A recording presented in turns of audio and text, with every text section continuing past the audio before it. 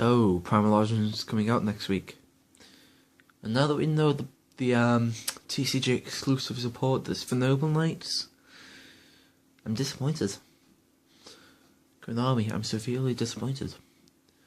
I'm not a player of Noble Knights, and before today and before the big hype of, oh, look at all this awful support they're getting, look at it. It's a good deck. I've played it once, locals, beat it with Ledjoke. I decided to fight Equips with Equips. Got that Magnum Shield, Ledjoke. They couldn't really do much against me. So, what does this deck do? Just in case you have no idea. Basically, there goes someone else, Majora's, equipping a Noble Arms card. Majora's effects, summon out another Noble Knight, usually Noble Knight Boars. Noble Arm effect will equip it to Boars.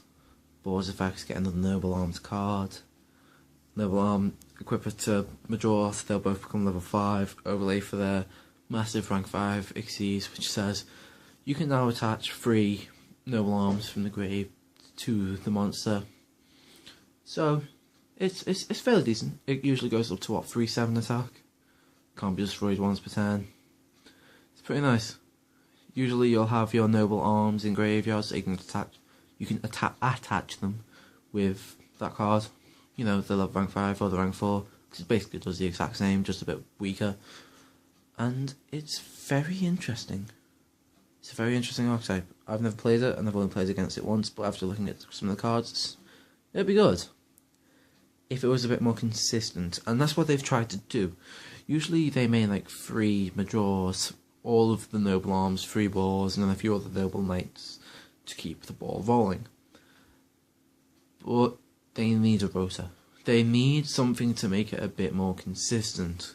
They need a archetype specific rota, like Charles of the Light Brigade for Light Spawners. They need some sort of draw power, because it's ridiculous how slow the deck can be, but how quick it can explode.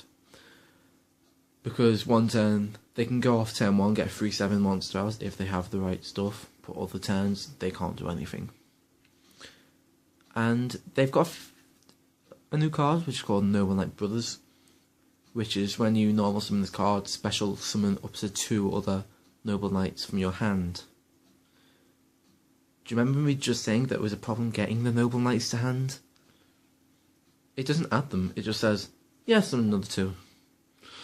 Not really too good, but if they'd left off this part of the effect, people would be a lot less confused about what I think this card is going to be used for.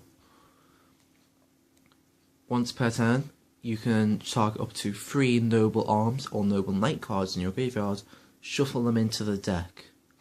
And then I'm not sure if you get to draw, you might just get to shuffle them. But it's a slight Daigusto Emerald archetype specific effect. You might get to draw, I'm not sure, I'll have to check on that one.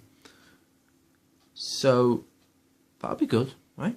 You get the Noble Knights back into the deck, because why would you want to shuffle the Noble Arms back? Unless you've got like 2 of them. Because on most of them it says you can only control 1 of them. But then it's just giving you a dead draw. Because if you have a Noble Arms engrave and you're going to make the Xyz, you don't really want one in hand because you can only control 1, so that's part of a dead draw, so they're better engrave. So you'll want the Noble Knights to shuffle back. But will you always have 3 Noble Knights in your graveyard? It's going to be a tough one, because I'm not sure, but I think you can shuffle back the Xyz back into the deck, so maybe it's like, oh well, now you can free up a bit of extra deck space, but no, because you're only going to be running 1 Noble Knight Brothers, if indeed you are stupid enough to play it. It's got 2-4 defense for level 4, which is insane. It doesn't do anything, I believe, when you equip it with a Noble Arms card, which is ridiculous, because all the other ones have. And then there are 2 new cards which they brought out in Primal Origins, and they contradict each other so much. One of them says that there's a monster, right? Banish 2 Noble Knights to summon this card. It's the only thing you need to know about this card, to know it does not synergize with Knights of the Round Table, the field spell.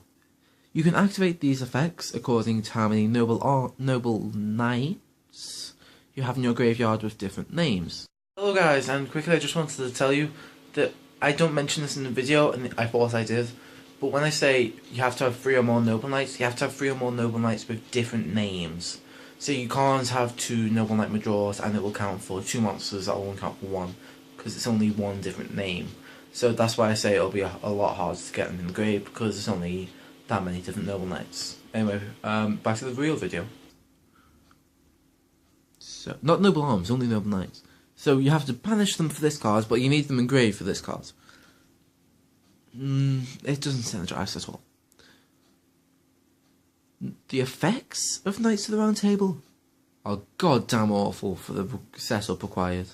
It says Noble Knights cards, and it says circle table of the Noble Knights. It technically counts for itself, so you can go, right, activate it, go on the grave. That's alright. If you've got 3 or more, you can send one, say send a Noble Knight card deck to grave. For 6 or more, what you have to do is 6 or more, you can activate it once per turn during the end phase. You can only activate during the end phase. Special summon 1 Noble Knight card from your hand, and then you can equip 1 Noble Arm card from your hand. No, not that good, because what first effect sends them to grave, second effect summons them from the hand. You're really gonna have the cards in hand to do this, and it's gonna be during your end phase. So what are you gonna do with it? You can summon the Majors or the Boars, but you can't use the effects till the next turn, assuming they last that long. So it won't be that good. Just do it during the main phase. It would have been so much better. Then the 9 or more. This is where the cards finally start to synergize. If you have 9 or more Noble Knight cards in your grave, it's ridiculous. It counts for the Ixies, but that isn't that like almost every single Noble Knight. I think there's only like, what, 12, 13 Noble Knight cards? No, not talking Noble Arm. There's only Noble Knights. There aren't that many more than 12, if any. Yeah, they need more spells and traps, which say Noble Knights, to be able to do it very effectively. But 9 or more says add 1 from grave to hand, add a Noble Knight from grave to hand. So you'd obviously use the one on 3 or more, so send 1, 9 or more, add it to hand, 6 or more, summon it. Requires too much setup. But also, it does mean that you can actually do it so you have 8 on. When you have 8, you can actually activate all 3 of these, because what will happen is you'll activate the one which says 3 or more, send it, then you'll have 9, but then you can add 1 back with the 9 or more effect, and then since you'll have 9 then, just add it back, and then summon it with the 6 or more, because you'll have 6 or more, you will have 8, but 6 or more. So, interesting. You can do it with 8, technically. Then 12 or more. When the fuck are you going to have 12 Noble Knights in your grave? If you have 12 more Noble Knights in your grave, you're not playing the deck correctly, and you probably won't be winning. But damn, if you got 12 or more, you get to draw a card during your end phase. Fuck's sake, Konami. It's just not that good. Noble Knight the Round Table, it's just not. They've tried to make it good, but they could make it so much better. Instead of saying you can only activate during the end phase, make sure you can activate them whenever. It'd be a much more interesting dynamic. They'd be able to make a lot more plays with it, because during the end phase you can't do much, you can't manipulate it a bit, which, for cards as bad as this, you need to be able to manipulate around it. And also you need to be able to do stuff like, just Noble Arms as well. This card would be a fair card, I believe. I honestly do believe, if they made it say Noble Knight or Noble Arms card in the graveyard, not just Noble Knight. Because it does just say Noble Knight. And I don't see why. Because they're not doing anything right now. They won't unless you give them a good card. This card could have been the good card. But they decided not to make it that good card. They've got 1 card left, the Holy Grail. What could that be? If they want this deck to be good, which Konami do, they're giving more support than they're giving it to Dolce, for fuck's sake. If they want this deck to be truly good, Holy Grail has got to say, add 1 Noble Knight from your deck to your hand, send one Noble Arms for your deck to your grave.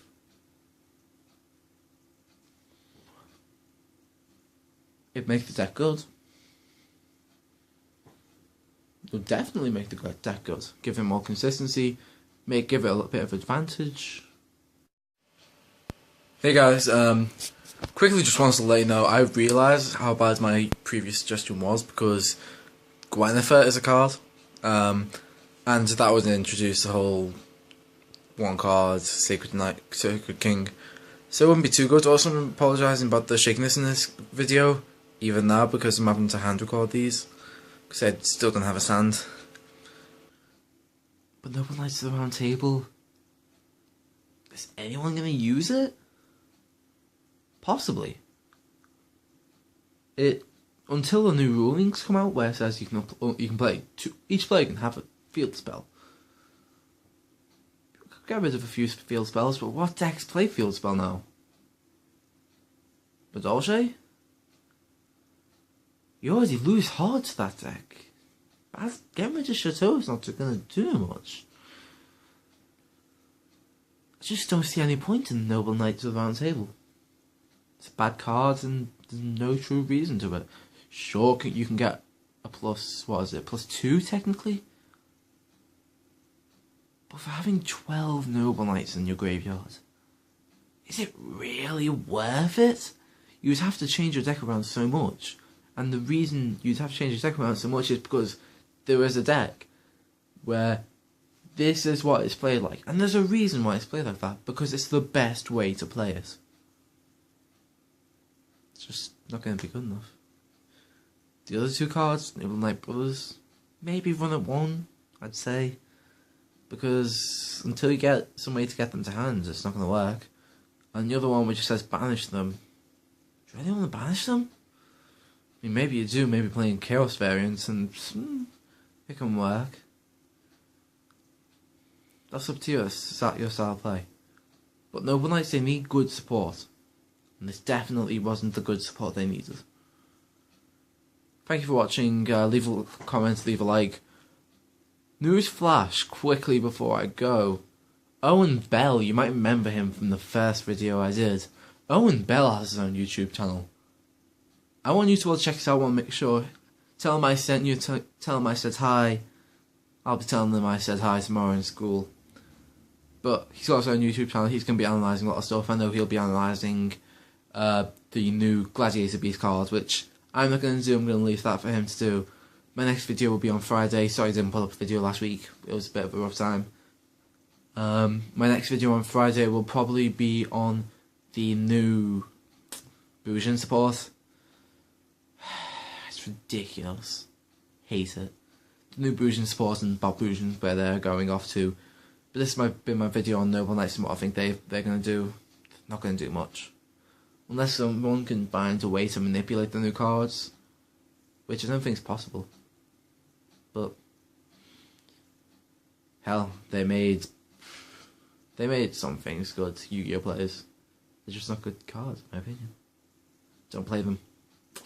Don't play Noble Knights until I get good support, because it's a bit of an inconsistent deck, in my opinion.